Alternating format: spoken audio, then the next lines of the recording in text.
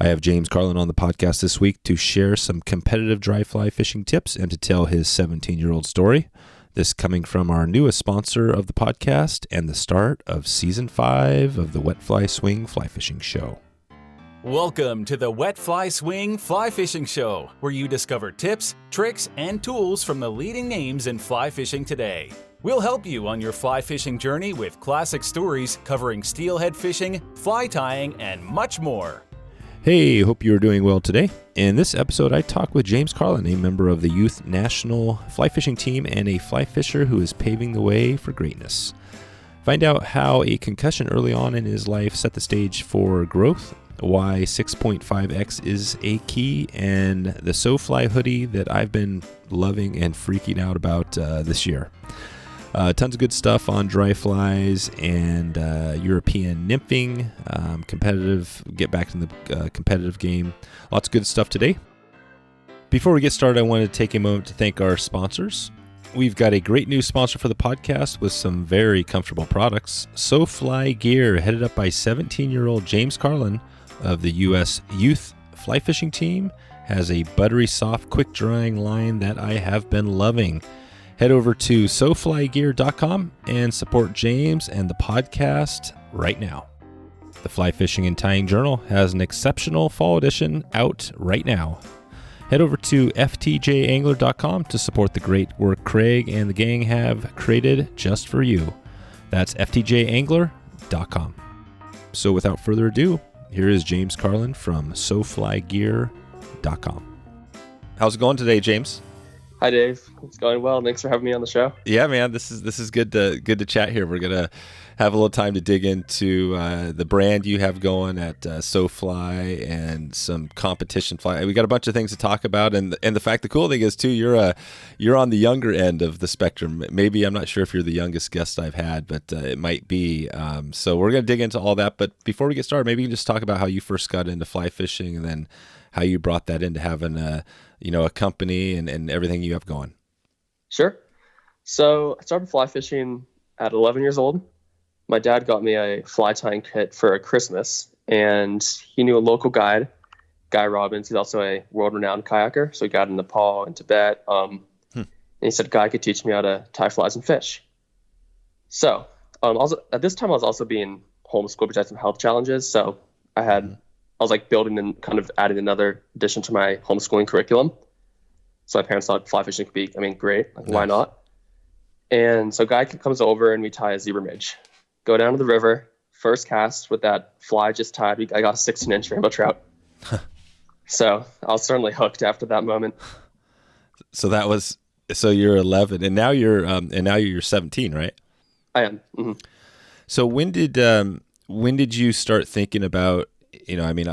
I kind of think back to those days. It's funny, I'm quite a bit older than you, but I think back and I can remember when I was 11, 12 as well. And I was doing the same thing. I was out there fishing. My dad had a fly shop, so I guess it was a little bit different back then. But how did you think about starting, a brand with SoFly? So SoFly actually came after I created my first company in 6th grade, called Bigwood Flies. And I tied flies commercially. Uh-huh. So I came up with this pattern called the DB nymph, which was, essentially it's a double beaded midge pattern. And at the time I only knew how to tie a woolly bugger and a zebra midge. And I did use split shot when I was fishing. I was competent enough to know about the depth and sink rate. And I found that split shot is often, tangled line, it's a pain to cast, and can overall just very unwieldy. So I thought, what can I do to eliminate the need to split shot, yet sink my flies fast enough? And at the time, I wasn't fishing 2 flies that often. Mm-hmm. So I thought, why not add 2 tungsten beads to zebra midge as opposed to 1? And that kind of kicked off my, creative tying. That was my intro to the world of creative fly tying. And I guess Guy Robbins, through help him, word got around town, and one of the local fly shops, Lost River Outfitters, placed an order for some flies, and that was my intro to the world of business, if you will. Oh, wow. There you go. So I carried on Bigwood Flies for a couple years. I built my website, bigwoodflies.com, and sold flies there. And then just recently, that was it now 2 years ago, I had the inspiration for SoFly. And I worked at Silver Creek. I've been working at Silver Creek Outfitters for the past 3 years. And so also working in the shop, I've firsthand experience with the fly fishing industry and the products that come with it. And just working in the shop, I noticed for 2 trends. First of all, there's a lot of younger anglers. I'm sure you've seen yourself. Not so much of those like that 60 plus, but in that, I mean, at my age, 14 all the way to 30-year-old range. Yeah. A lot of new anglers for that matter, not just younger ones. And these anglers were, I mean, hip, and they come into the shop and they would look for, stylish fly fishing apparel, not the collared plaid shirts that, it's that iconic shirt, fly fishing shirt, but rather something more like the Patagonia or Simms saltwater hoodie. So I got thinking about that. I was like, maybe I could create something with fly fishing apparel, like, fill this niche that creates the fly fishing brand for the next gen of fly anglers. And that was 2 years ago. And just this last fall, I started gaining some momentum. I did some research on SoFly, I did some more research on the industry. And once Corona hit, I had a lot more time on my hands. And that's when I really got going, moved into second gear. And I just launched my site, SoFly Gear.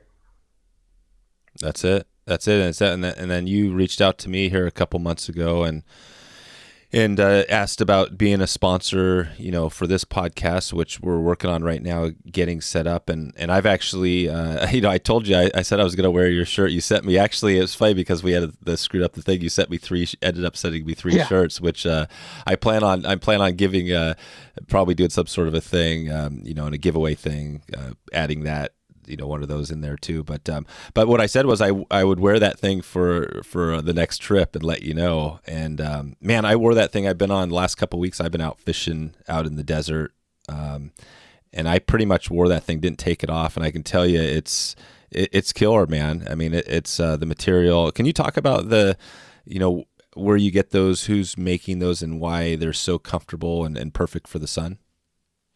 I will. So. Let me get into that. My company has, I guess, a 3-part mission, if you will. It has, first of all, spread fly fishing culture. So that's the portion you just discussed about building a brand for the next gen anglers and spreading the actual fly fishing culture beyond the waters. So to put it into a metaphor, like similar to what the rip curl did for surf culture, I want to do for fly culture.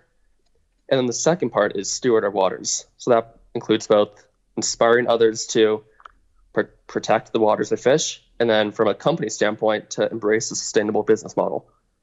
So when I started looking for materials, I wanted to create a material that's one, both environmentally sustainable, yet fulfills all the functional needs for a good day of fishing on the water. After some research, I came across bamboo. Bamboo is a extremely lightweight material, has a UPF 50, so great solar protection, quick drying, odor-free, so all the essential benefits. Yet from a sustainability standpoint, it requires far less water than, I guess, of cotton, if you will. No chemical finishes, either in the growing process, so pesticides, fertilizers that would otherwise be released into our atmosphere or the waterways, and as well in the finishing process, there's no chemical finishes. And on top of all that, bamboo grows at an astonishing rate. I mean, it can grow like a foot a day, which is just unbelievable. So I started researching bamboo, and I came across this company called Task Performance. They're based out of New Orleans. Reached out to them, see if they want to do a little partnership, saying, hey, I'm 17 years old. I'm starting this fly fishing apparel company. My dad's actually been wearing Task for a few years now. He loves your products, and I think it'd be a perfect way to kick off this new brand. And sure enough, that's who I'm currently using now is Task Performance and their bamboo shirts. Nice. And you talked about kind of your the fly culture stewarding our waters. Was that that's kind of your main mission as far as the company, or are there any other things you want to talk about there? So that's definitely, in my opinion, the first and foremost one is to steward our waters. Then actually the third part of this is what I came across or developed last year is find your flow. So flow means a literal metaphorical meaning in fly fishing, metaphorically meaning literal meaning standing in the flow of the river. But flow is a state of consciousness, or like a peak state where the mind and body feel and perform the best. So sensations of flow can be, loss of time, complete immersion in the present moment. So I guess time distortion could be, time slowing down. Like you see that big fish slowly come up. It feels like everything stands still. And interestingly, in the past years, flow has moved over from a psychological standpoint and definitely shifted into that scientific realm. So it's become very popular. I mean, it's used by extreme athletes. That's how they unlock like that level to perform in such a high level of sports. So I mean, you go to like big wave surfers like Larry Hamilton. Yeah. You can't surf a 100-foot wave unless you're in flow. So they're definitely flow hackers, if you will. Huh. And at least personally, I found, especially in 6th grade, I'm able to unlock my flow by being in the river. Just that sound of the sound of the river flowing by, just the tranquility of the nature. It definitely gets you into this next level of conscious awareness. And so that's the tagline for my company is find your flow. So I want all other anglers and non-anglers to find the thing that brings them flow. That's amazing. Before we we were going to dig in a little bit into some of the fly fishing, kind of the stuff you do on the competition end and everything there. But I wanted to go back to the homeschool because I think that's an interesting. It seems like at 17, you're probably ahead of a lot of 17-year-olds, with the stuff you're talking about here, which is amazing. But do you think? I mean, what do you attribute that to? Do you go back to the homeschooling, or do you see what if you were in the normal school system? Do you think you would have a different perspective on where you're at, where you're going? So the concussion was actually a post-concussion syndrome from one major one in 3rd grade. And that carried on until, the summer going into 6th grade. And that summer I had a pretty bad appendectomy, like in the middle of a hurricane. It was definitely a little bit of a traumatic experience. That was in Hawaii. Jeez. And yeah, during an earthquake too. It was just it was an eventful trip, to say the least. So following that trip, I ended up with the trip, because they give you obviously a bunch of drugs for the surgery. The doctor surmised I might have had a comprised blood-brain barrier, which is not nearly as serious as it sounds. But from the concussions I had a few years ago, or a year ago, and that triggered some OCD and anxiety and depression, which I had to, manage for a little bit. And one of the ways I was able to do that is I felt like I literally almost healed myself just being on the river, fly fishing. Mm. And that, it was a very powerful experience, just being able to let any thoughts, literally flow away with the river and just let my mind, be at rest, similar to the forest around me.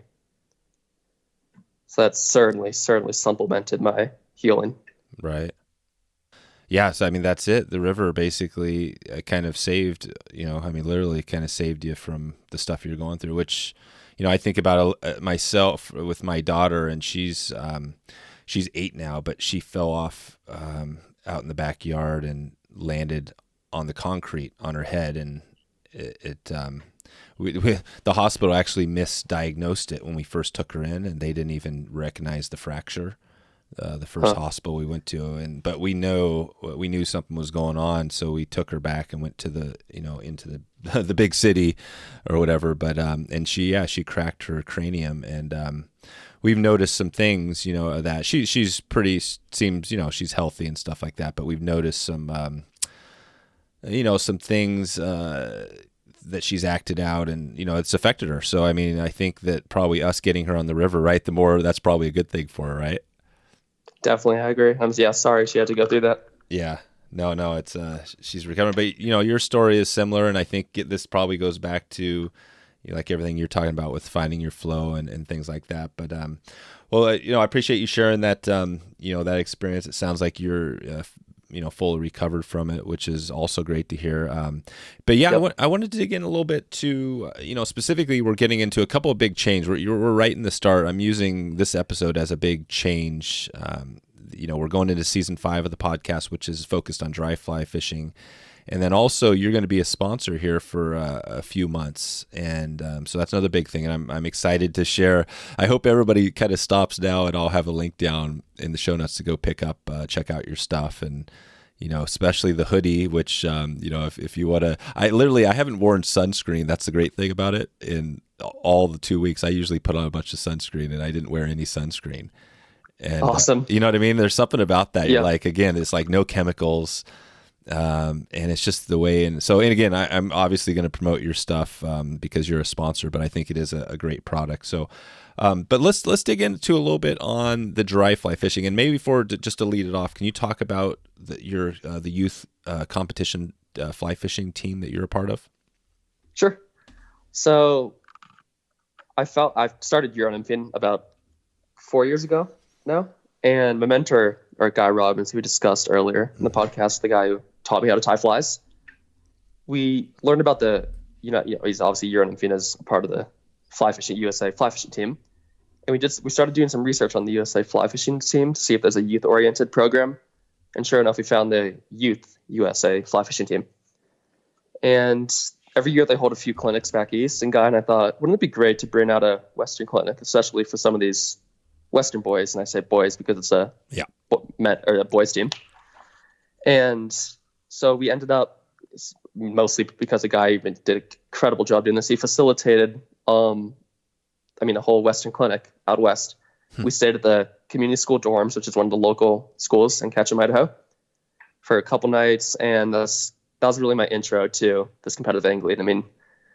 We had the head coach from the team. We had Michael Bradley, who is competes on the world championship team.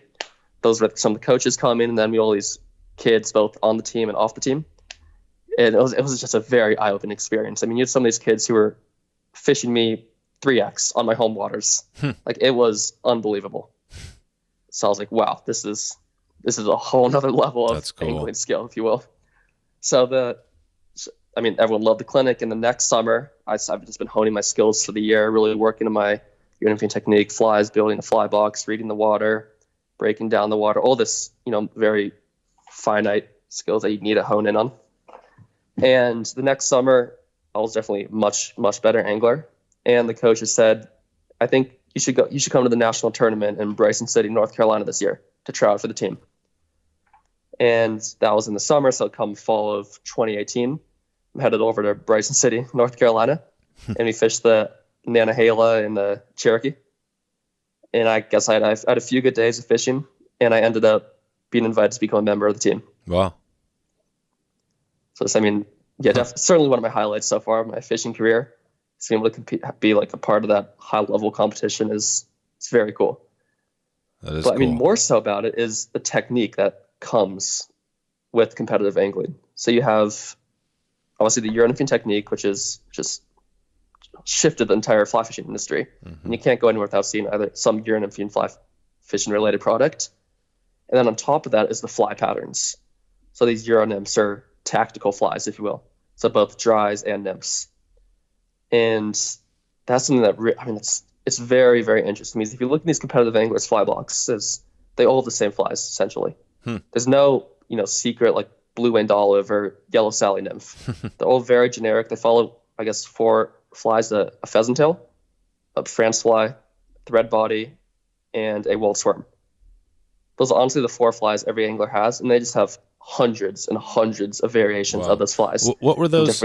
Can you talk about remind me, those 4, what are those again? So you got the pheasant tail nymph. Yep. And this is not your traditional pheasant tail, like a flashback. This is a nymph type pheasant tail material. That's how we refer to it. Okay. So don't get the 2 mixed up. Then you have the France flies, which is essentially it's like a fly with a CDL tail, microtubing body, and sometimes like a wing case or just straight dubbing. And then you have the thread body nymph, which is what it sounds like. So you got the CDL tail again, thread body, some wire, something like either single or double rib, and then dubbing again. And then you got the waltz worm, which couldn't be more of a simple fly. It's literally dubbing on a hook. Mm-hmm. And that's what ties into the other part I was going to get to is how these flies are so simple. I think the longest fly I have, at least in my competitive fly box that takes me to tie is about 3 minutes. They're very, very simple. And it makes sense too, because as a competitive angler, you want to fish every depth of the water column. And that means you got to have a lot of flies with different bead weights, you got to think about the mass of the fly. So like a thread body nymph is going to sink much faster than a waltz worm will with the bulky dubby material, which slows it down. So that leads us to really honing in, not just on the presentation, but on the flies you choose. And because as competitive anglers, you're definitely pretty similar in skill level. So any way you can one up one another is how you're going to win a competition. And that's why you need to have these very diverse fly boxes with a ton of weights, a ton of type variations to get that one up, but also fish every level of the water column. So you catch 2 fish maybe with like, let's say in 4 feet of water with a 2 mil bead and then a 3 millimeter bead at the bottom. Then you might go to 2 2/8s, and then you might adjust to 2 2/3s to really stretch the bottom. Maybe pick up a whitefish if you have that in the river. And that's sort of the process you go to. You break how to break down even just a little bucket, and now multiply that by 100 yards. That's really what it entails to at least compete at that level. So, and that makes sense. So basically you have a spot, say you get to the river and you got a little riffle or run or something you're fishing, and you got your box. You just start systematically breaking it down. You've got, depending on the depth, you might fish 3 or 4 flies in that area and to cover all the different. And then again, that's the simplicity. That's the beauty of it, is that you don't have a bazillion flies. You've got 4 flies or whatever and different weights. And so, basically those work anywhere in the world. Is that pretty much how you look at it? That's exactly it. Yeah. You can't have river specific flies since you're fishing, over the United States and then the world for that matter. That's why you want to have, I guess, a generic fly box, if you will. Yeah. That is cool. I think the fun thing about it is that some people love, I've had Rick Hafley on, who's an entomologist out west, and, you do, and there, God, how many books have been written on all the, flies and, types of flies. But that's the great thing about it, is that if you want to get really nerdy with it and go deep into entomology, you can, but if you want to keep it simple, Euro nymphing is a way. And you mentioned the dry fly, like tactical dry flies. What would your dry fly box look like? So I'm definitely more of fall on the imitative side, like matching the hatch, as opposed to many of the anglers on the team, just because I live in Ketchum, Idaho. I'm near Silver Creek, where it's a river where you have to have the exact fly. It's one of those rare exceptions. But for the most part, the kids on the teams, their boxes are just CDC flies. Very simple CDC flies. You have what's called a Puff Daddy, which is just CDC wrapped on a hook. No kidding. It reaches a level of actually absurdity, and yet these guys go out and crush fish. It's definitely a harsh reality. Yeah. Yeah. Did those kids, when they came to your home water, and you said they 3x what you were catching, what you caught, what were they fishing? What were they doing well with?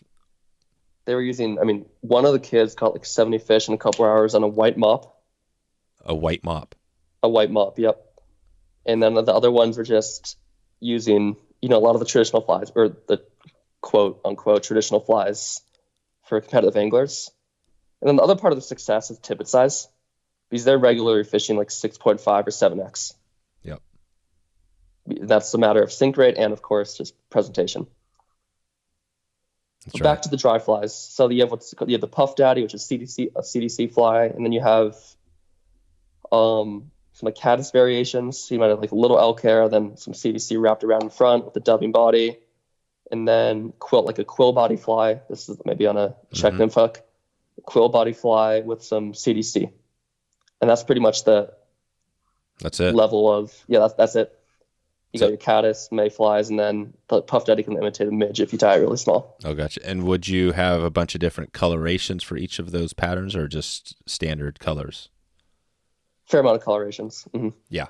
So you got a white. Yep. So if you look, once again, the variation. So if we opened up your fly box and took a look at it right now, it would be, well, it seems like for Silver Creek, you have a diversity of kind of some of the normal stuff, but you would also have a lot of those same flies in different colors. Exactly. Mm-hmm. Okay. Well, Silver Creek, I haven't fished silver, but definitely it's a known stream. Can you talk about how, and if we just keep it on the dry flies, take us to the river, and how you catch those fish, fish and dry flies. What can you describe? Somebody was heading out there this weekend, what they might do to find some fish, and maybe talk about the time of year, because right now it is, I guess we just got into September, right? So what would you be fishing right now? Right now, there's still a few calibates in the water, which is great. So we got some big dry action, but the betas are really going to start popping soon. And can be incredible fishing. And on top of it's obviously reduced pressure since it's, early fall, because the summer can be, it gets pretty crowded down there. Let's just say that. Oh, it does. Mm-hmm. It's a very popular stream. How big of a stream, if you had to say just average width of the channel? I'd say for the most part, like at least for the walk and wade and the upper flow tube section, is maybe like 60 feet across. Okay, 60, yeah. Smaller in some areas. Mm-hmm. So it's not huge. Yeah. Gotcha. And this is kind of lots of more big bouldery water or more low flat gradient? This is a spring creek, so it's a lot, I mean, mostly extremely flat, and then there's very little, I guess, under the water substrate except for weeds. Oh, wow. Okay. Mm-hmm. And you're in that's what also makes it very technical, is just wading for that matter, because you can't kick up any mud. Or silt, I shouldn't say mud, but silt from the river bottom. So you do a lot of, and then on top of that, to make it even more difficult, you have to do a downstream presentation. I mean, that's the best way to get them, at least for dry fly fishing. Oh, really? Okay, downstream. And why downstream? Presentation wise, because you're not going to line a fish. Oh, so if you're casting, they're that picky. Like if they see that little glimmer of even 7x tip, they're not going to eat it. And you want your fly to approach the feeding fish first. There you go. Okay, so if you find, so you're always casting, and so basically when you make that cast, are you pretty much, that fish it's hitting right now, or is it sitting on the water for a little bit? It's sitting on the water for a little bit, because it's also distance wise too. You can't be that close to them. So I'm at average like 20 to 30 feet away. Uh-huh. And then you typically target at least in Silver Creek, you target pods of fish. And this is during the hatches, like the trico hatch or PMD hatch. And they'll just pod up, sometimes 20, 30, even 40 fish.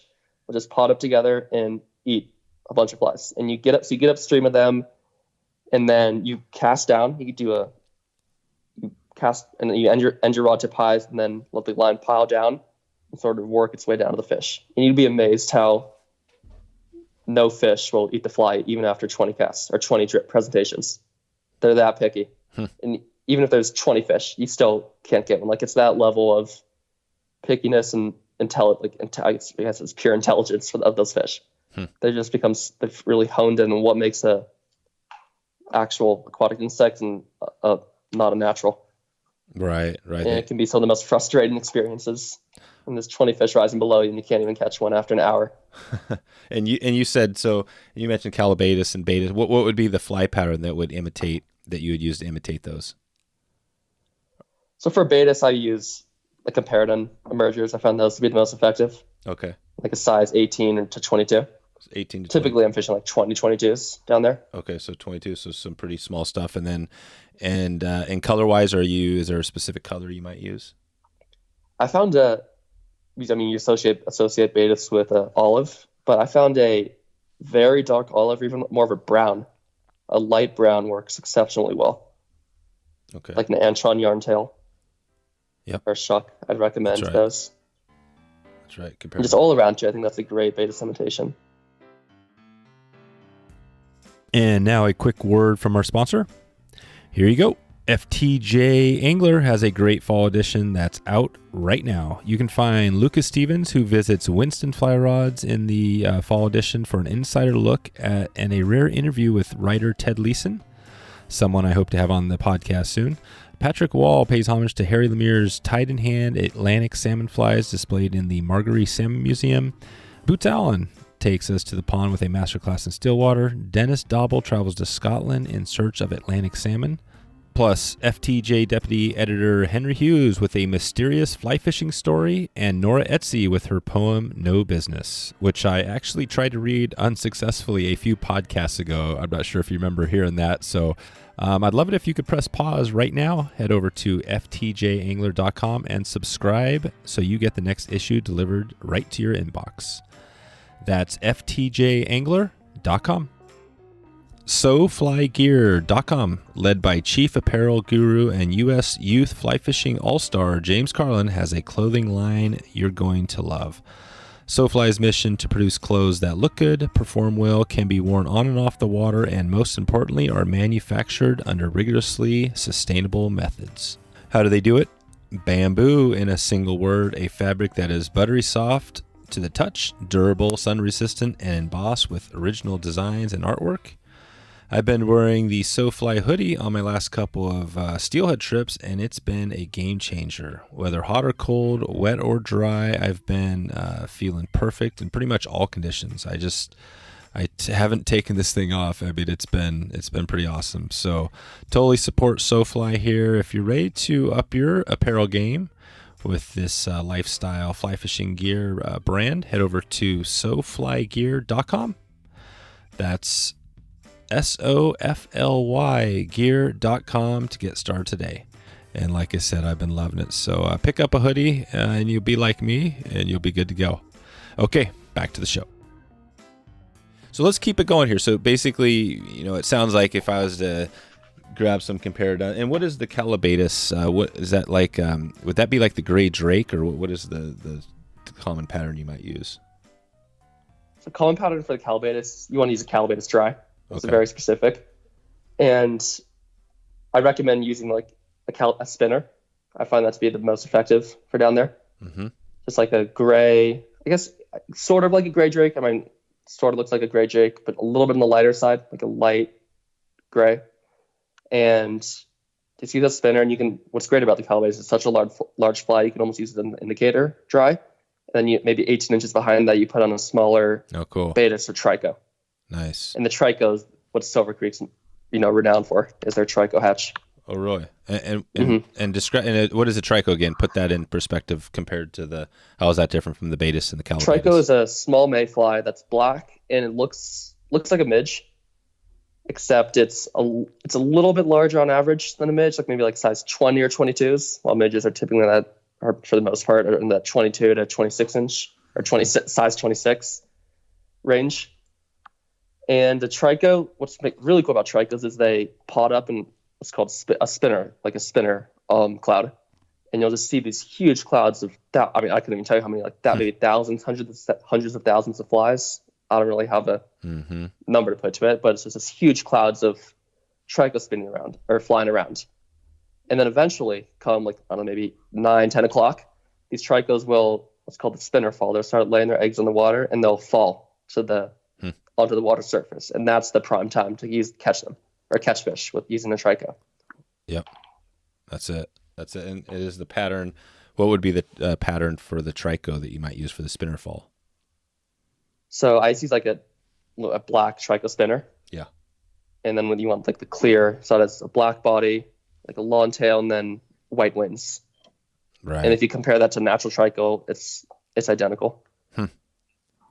Nice. And then I like to use some hen wing trico patterns as well to imitate a dun. Yep. And then once I get back to the comparadun, it's a trico comparadun, and to imitate the female, with like a little black or red butt on it, to imitate an egg, works very well. Perfect. And that's all going on, kind of fall, summer, fall, right now, September. What would it, as you go into October, November, more into the fall, winter, what are the dry fly? What's that looking like there? So come, once it gets those cold fronts and those frosts come at night, it's gonna be really the Baetis and midges for the most part, and then you can fish leeches as well. And that's not getting into the dry fly realm, but you can swing some like little woolly buggers or a Myers leech, and you have shot some huge brown trout doing that. Nice. You have brown. That's right. So I was thinking rainbows, but you have there's browns in there as well. Or are those the two species? Yep, browns and rainbows, and there are some. Browns up into the 30 plus inches in there. Jeez. So yeah, this is trophy. This is trophy stuff. Oh yeah. Huh. Real cool. Okay. Well, on the dry fly end, anything else you want to talk about? I guess we're trying to. I guess we're talking more about specific dry flies, but if we bring it back to say the competition, what would the competition anglers be fishing out, on your creek if they're say right now in September? So Silver Creek, I don't know if, at least not that, I don't think anyone on the team has fished it when they've come out here, but we have also the Bigwood River and the Lost, which are our freestone streams. And the Lost is a freestone and a tailwater, but fishes similar to how freestone will. It's not your traditional slow-moving tailwater that you might think of. And if they're fishing dries here, it's back to the same thing, like a search and dry, something like imitate a wide variety of insects without honing in on one specific one. And I personally believe, at least on freestones, if the fish aren't exceptionally picky at that Silver Creek level, it's more about the presentation, not so much the fly pattern. Yep. So if you're getting some refusals, rather than switch the fly first, I'd lengthen the leader, maybe downsize the tippet, see what happens. And more often than not, it's just going to be, that's the issue. It wasn't the actual fly pattern. Gotcha. As long as assuming, of course, you're fishing something remotely similar to what should be hatching that time of day. Yeah, right. So you got something. Time of year. So you got something. Yeah, basically, it might not be an exact match, but it's similar in the size and maybe color, and you're fishing, like you said, light leader, casting down to them. And if the fish aren't taking, then just drop down a little smaller. And how small? I mean, we always hear 7X. What's stopping it? Seems like, with the way things are going, where's 9X, right? What you don't hear about could you not get smaller than where we're at right now? So all that exists. I mean, I've seen tip it down to 10X, but I haven't heard of anyone fishing or really fishing below 7X. Yeah. It's just at that point, you're fishing so thin already and the margin for error is so minimal. Anything below that you're just going to be breaking off fish. And if you hook into a fish over 12 inches on something below 7X, I mean, forget it. Yeah. Forget it. It's some stocky that just rolls over. Totally. And it seems like maybe there's the technology again, right? How much has I've had Devin Olson on and, a lot of the Euro Lance and things like that. And we talked about some of the history there, right? Of the Czech, Polish team back in the day, all this stuff, the history of the Euro nymphing. And I mean, those guys were using, this is stuff they just grabbed. It wasn't even fly gear, right? They're just using this makeshift stuff. And that's, where it all began. But we've come a long ways, right? The equipment is amazing. It seems like as technology increases that maybe we do get even smaller and stronger in the X size. Do you see that kind of maybe as a possibility? It's definitely getting stronger. I mean, if you're 5 years ago, 7X is practically unheard of. And now anglers are fishing it regularly. Exactly. And I fish it very regularly, and I've caught some like good sized fish on 7X. Yeah. Like what's that 0.5X is also a game changer as well from Trout Hunter. Oh, okay. 6.5 and Trout Hunter is they make leader and other terminal tackle. Yep, they do. Okay. Yeah, Trout and Hunter. They created what's called the half X, and you might be rolling your eyes listening to this, but let me just say, I'll go out and try it, and you'll see there is a distinction between 5X, 5.5X, and 6X. Oh yeah. And I found, especially once again, we'll get into that super small tippet. Rather than fishing 7X, I might fish a 6.5X. Mm-hmm. And it is that much stronger than 7X is, and you notice it. That's cool. Do you still see, I think some people, back in the day, there was confusion of okay, this is 7X and it's, 2 pound or whatever. Do you talk about it as what pound it is, or do you just use the X now? On the team, at least, everyone uses a Trout Hunter because of that 0.5X. And when we're referring to 7X, we're referring to that Trout Hunter 7X. Yeah. I don't know the pound off the top of my head, but I think it's around 2.5 pounds maybe. Yeah. Yeah, it's pretty light. So it doesn't really, it seems like as long as you know that the X, I'm not sure different companies that used to be a lot of variation too, whether you like for, Maxima, right, is this leader that's good for hard steelhead, bigger stuff. A Maxima X is way different than, Orvis or any of these other things. But okay. Well, obviously there's a big rabbit hole. We could, we're not jumping down on some of this stuff, but I did want to keep it, on the dry fly again. So, before we get out of here, anything else, any other tips you want to talk about? And maybe we can just kind of talk about the 222 here with, flies, tips and resources, for dry flies. Let's keep it on dry flies and keep it on your, the Silver Creek and similar, spring creeks. If you had a couple tips to give somebody, what would you throw? Anything else you'd throw out there? So a lot of it is about the flies, but if you're on the river where, for Silver Creek, it is about the fly pattern there. But if you're just on a technical river, you just got to keep changing it up and try something until you find the magic fly. How often do you change it up? How do you know when to? So you're out there casting. How often are you changing flies?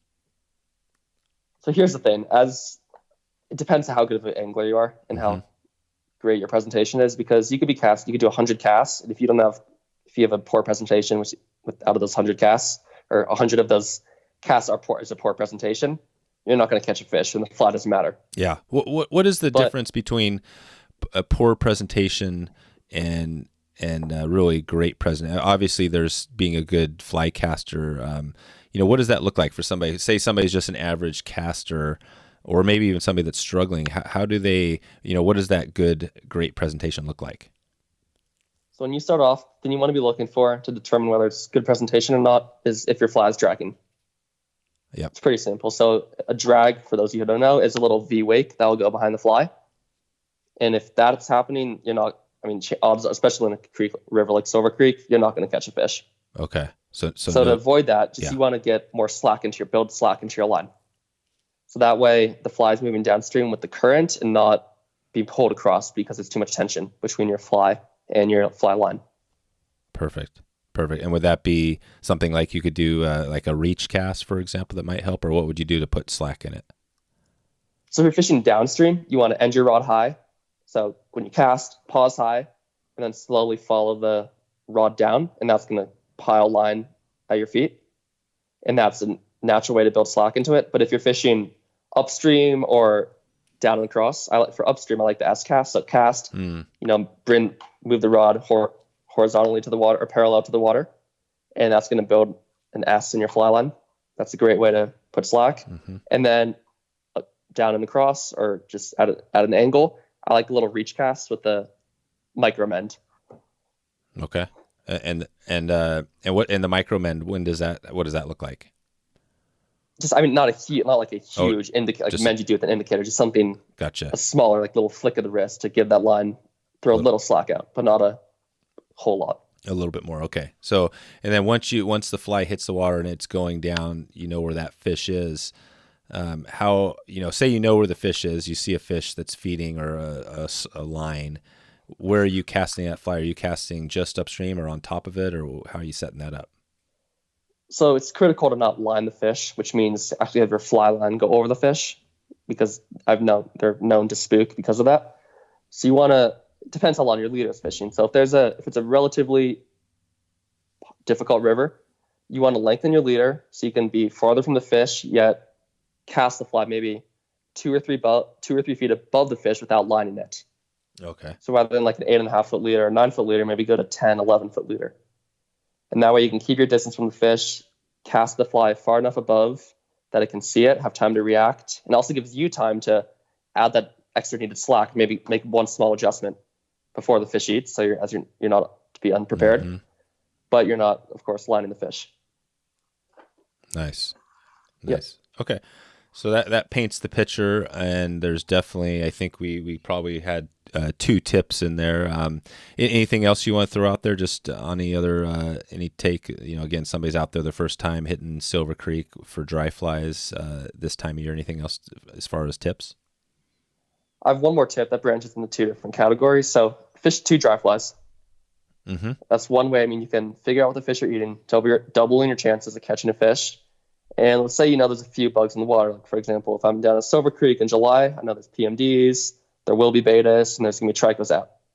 And in July, like June, there might be some green drakes and caddis. So it's 5 different insects right there. And how do I know what the fish are eating? Like I said, you want to have the right fly at Silver Creek.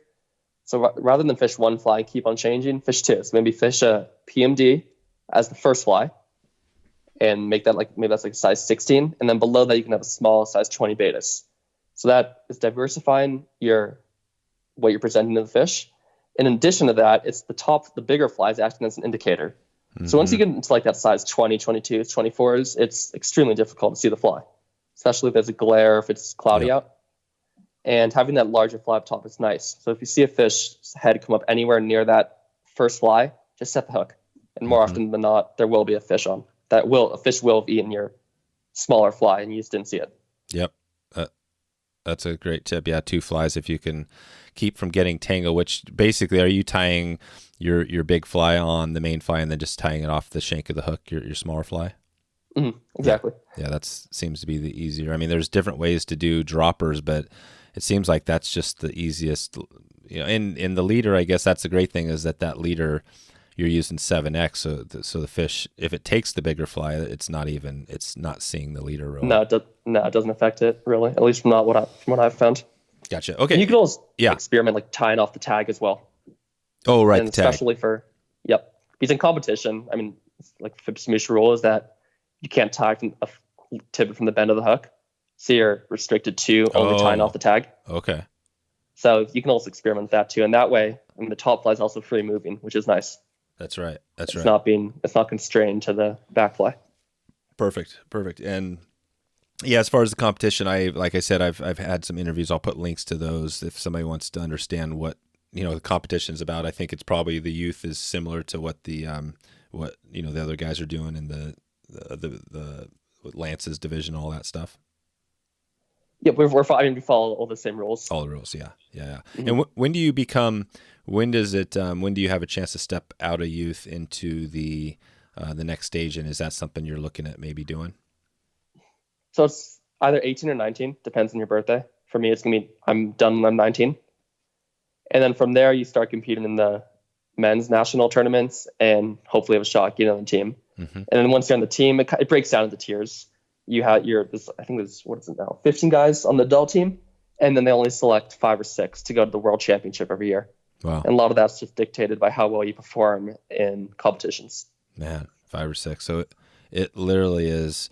I think of it's Team USA. I mean, I think of the NBA, right? You think, I love basketball, right? Back in the day, but I mean, how many, there's like 300 people that are professional basketball players out of, the population of the country. Yeah. It's like, it's pretty much, impossible to do it. Do you see competition fly fishing? How do you compare that as far as how challenging it is to get in there? So, I mean, you got to be just a great angler, to be blunt. And you got a Euro nymph as well. That's the other portion of it, is you can't just be an incredible dry fly or indicator fisherman. I mean, indicators aren't even allowed in competition. So you really got to be working on that Euro nymphing, also referred to as modern nymphing or tactical fly fishing techniques. And to get started on that, if you haven't even ventured into that world yet, I'd check out like one of Devin's or Lance's books or their modern nymphing show, or not show, but film. Oh yeah. And that gives you a full step-by-step instructional to like the basis of why you should even consider European nymphing, to how to approach the water, how to choose what flies to use in this scenario, different times of the year, what requires different times of different techniques, different depths to fish. So it's a well-versed, extremely well done. The filming's incredible. Gilbert Rowley filmed that show. I'm sure you know of him. Yep. And yeah, highly recommend you go check that out if you haven't even started European nymphing. If you have, I'm sure you're going to learn something new from there as well. Perfect. That's a great resource. I'll put links to those in the show notes. So that's Devin, and I guess Devin and I think Lance, those 3 guys, Gilbert, right? They kind of put together all that stuff. Exactly, and it's called modern nymphing. Modern nymphing, that's it. Any is there another resource out there? Website, any books, magazines, anything you would recommend for any of the Euro nymphing or kind of competition fishing? So I actually wrote a course on fly tying competitive angling flies. So it focuses on a few parts. The course is called Modern Nymphs. What makes modern nymphs unique? How to techniques for tying modern nymphs, and then how to develop a modern nymphing fly box. So that's what we talked about earlier in the podcast, is how to diversify your selection, how to know what flies to have, and essentially have a universal fly box that can work anywhere in the world. Nice. And that's available through I partnered with, or it's being sold through the Catch and the Hatch. That's Alan Gardner's website, and he has some online courses there as well. Oh yeah, the Catch and the Hatch. Yeah, definitely. I'm familiar with that. Okay.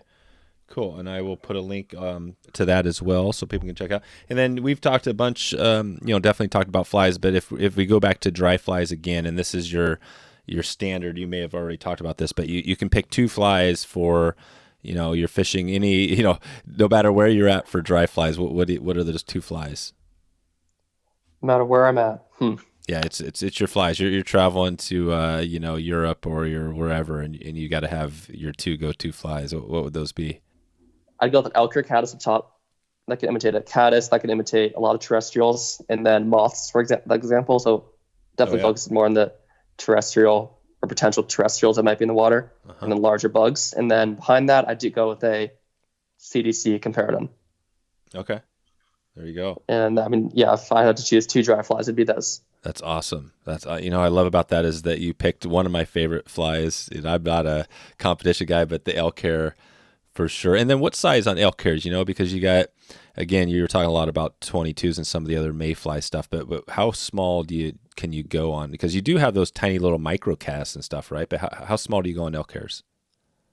Not that, I mean, 18 is the smallest I'd fish an elk hair caddis, but I'm typically going like the 14s, even 12s. If I can get away with it. Exactly. And if it's like spruce moths on the river, then a 12 is an excellent imitation for that.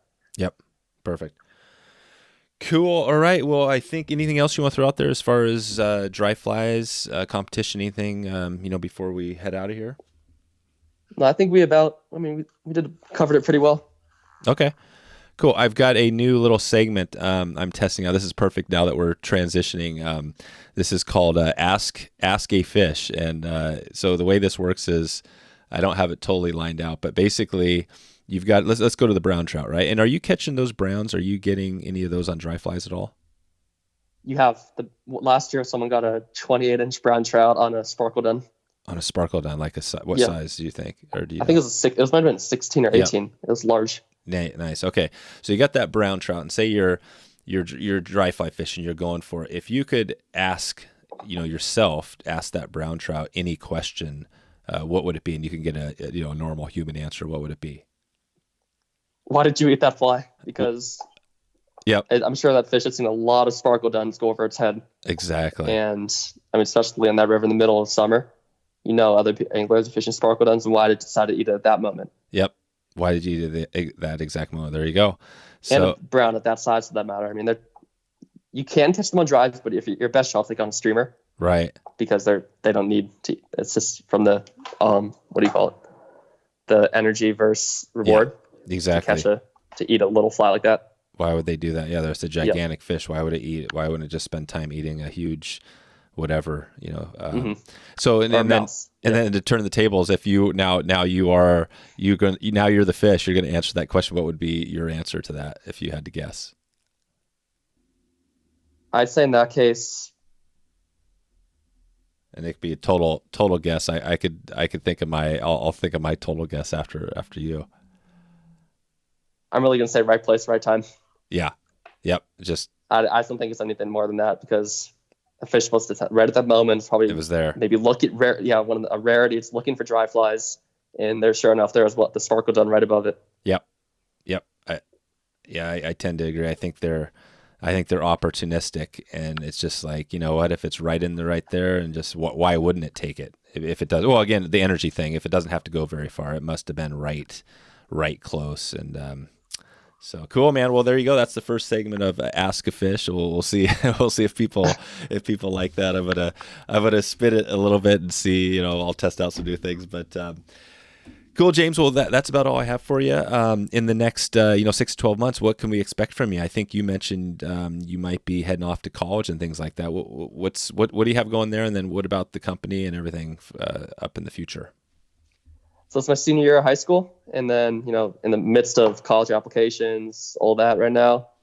And then fly fishing wise, unfortunately the team is shut down because of Corona. I mean, rightfully so. We have, out of the 15 kids in the team, they come from 10 different states. All just meeting up in one place is not a recipe for a positive result. No. So we'll see what happens with that. Maybe the World Championships next summer, if everything returns somewhat to normal. And that would be in Bosnia, which is pretty cool. Oh, wow. And then for my business, just go check out SoFly Gear, subscribe to the mailing list, and we have a bunch of cool new products coming up. New design shirts, new style shirts, and cool. A bunch of new gear. We're going to I'm having another course coming out, which more info will be released soon. Nice. So on the products, like you said, if they sign up for your newsletter, you'll give them update anybody for the new products. And so you have right now their line. You have basically the shirts. Can you talk about maybe what you have right now in your line, and then what you have coming up? So I have a few different style shirts. We got a long sleeve, we got the solar hoodie, and then we got a short sleeve. Mm-hmm. And these are all these shirts are made out of bamboo. And think of I call it lifestyle fly fishing apparel. So this is something that can be worn out to dinner, of course, on the water, and then even to the gym. This is like a performance bamboo shirt. that looks great. So I highly recommend you would get some, at least go check it out. I mean, they feel great, look great on and off the water. And then come this fall and winter, I want to start going into hoodies. We got a bunch of cool new hats coming in. Oh, nice. And then I have some other, very niche fly fishing gear that I'm also working on as well. Okay. So you're going to be getting into some stuff that maybe is a focus on like competition in some of the stuff you do? It's more so like fly fishing apparel, but okay. Yep. Yeah. Well, you'll see. There's some, good. All right. Well, some release for that. Perfect. Well, I'll put links and this will be out there in the future as well. So as you come out with more stuff, we'll add some links and things like that. So okay, cool. And it's just soflygear.com if they want to find you. Soflygear.com. Cool. All right, James. Well, this has been a fun one. I think we've dug into a little bit, and hopefully, I think provided some tips on dry fly fishing and competition. I'm definitely excited to have you on and sharing your products and things. I've like I said, I've been wearing them, and I think like you said, you sent me 2 hoodies. I think the one I've tore up. I don't know how well they do after you wash it, but the thing is so dirty because I wore it so much. I don't think I could wear it out in public anymore. But so I might have to save the second one for public. But yeah, is there anything there as far as like you trash on that thing does it stay? How does that work? Does it clean well, bamboo?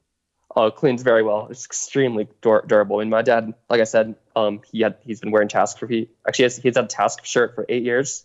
Looks good as new.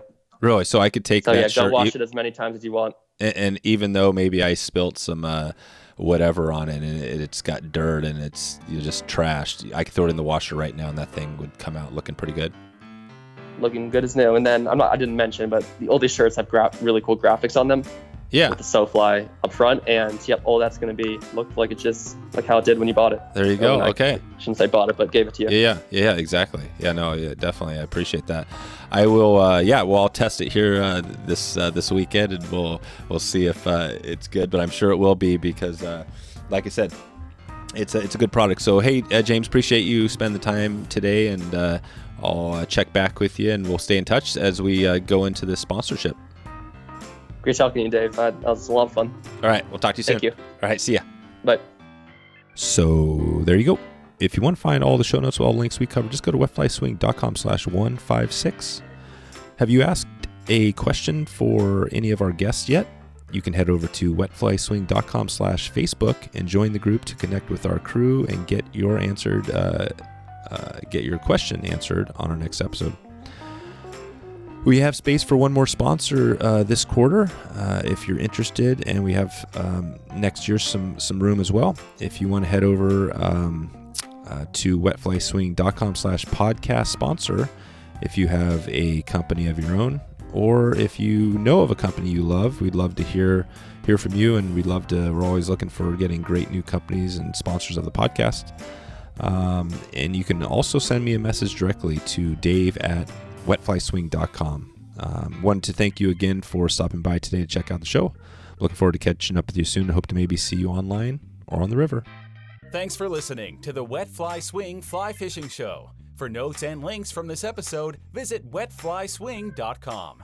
And if you found this episode helpful, please subscribe and leave a review on iTunes.